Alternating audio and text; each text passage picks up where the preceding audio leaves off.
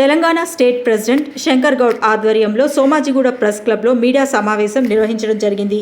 ఈ సందర్భంగా వారు మాట్లాడుతూ బీఆర్ఎస్ నాయకురాలు కల్వకుంట్ల కవిత జనసేన అధినేత పవన్ కళ్యాణ్ను పార్ట్ టైం పాలిటీషియన్ అనడం బాధాకరం. జనసేన అధినేత పవన్ కళ్యాణ్ గురించి మాట్లాడే అర్హత మీకు లేదు. లిక్కర్ స్కామ్లో తిహార్ జైల్లో ఉన్నారు. మీరు ఈ విధంగా మాటలు మాట్లాడడం సిగ్గుచేటు. 2 తెలుగు రాష్ట్రంలో జనసేన పార్టీ పోటీ చేస్తుంది. మా పని మేము చేస్తున్నాం. మమ్మల్ని పదే పదే కెలకడం మంచిది కాదు. ఇంకోసారి ఈ రకంగా మాట్లాడితే పరిస్థితి ఇంకో రకంగా ఉంటుంది అని హెచ్చరించారు.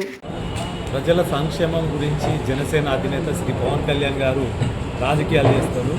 మీరేమో తిహార్ జైలు గురించి డబ్బులు సంపాదించడానికి మీరు రాజకీయాలు ఫుల్ టైం రాజకీయాలు చేస్తే మాకు ఎటువంటి ఇబ్బంది లేదు.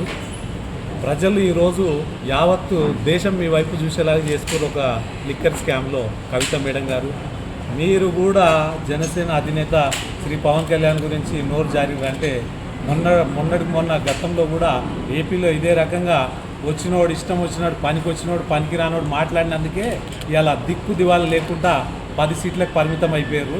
మీరు ఖబర్దార్ చెప్తున్న కవిత గారు మీరు ఈ రకంగా మీరే కాదు ఇంకెవరైనా జనసేన అధినేత శ్రీ పవన్ కళ్యాణ్ గారి గురించి తప్పుగా మాట్లాడితే ఇదే రకంగా స్పందన ఉంటుంది. ఇంకో రకం కూడా ఉంటుంది.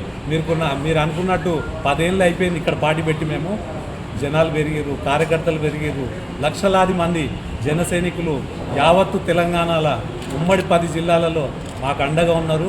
అది గుర్తుపెట్టుకోవాలి. జనసేన అధినేత శ్రీ పవన్ కళ్యాణ్ గారి మీద మీరు ఏదైనా మాట్లాడాలంటే రాజకీయంగా మాట్లాడండి. ఆయన ఎంతవరకు సర్వీస్ చేసిండు.